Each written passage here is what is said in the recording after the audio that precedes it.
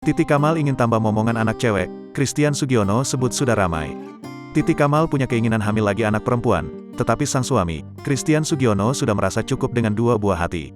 Belakangan ini, para artis di tanah air memang ramai disoroti karena memiliki buah hati yang menggemaskan.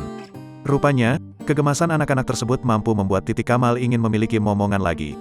Seperti yang diketahui, Titi Kamal telah menikah dengan Christian Sugiono pada 2009 lalu dan telah dikaruniai 2 buah hati. Walau ia memiliki niatan untuk tambah momongan, tetapi Titi tak melakukan program khusus hamil, ia memilih menyerahkan semuanya kepada Tuhan. Lebih lanjut, pelantun Jablay itu juga menyinggung soal sang suami yang sudah merasa cukup dengan 2 anak. Program? Enggak sih, sedikasinya aja. Soalnya, suami udah bilang, kok kayaknya udah ramai ya, gitu. Kayaknya dia senengnya, pas 2 aja gitu, jelas Titi. Di sisi lain, meski dirinya pasrah kepada Tuhan soal kehamilan, tetapi sebenarnya ada sedikit kekhawatiran dengan jarak umur sang anak.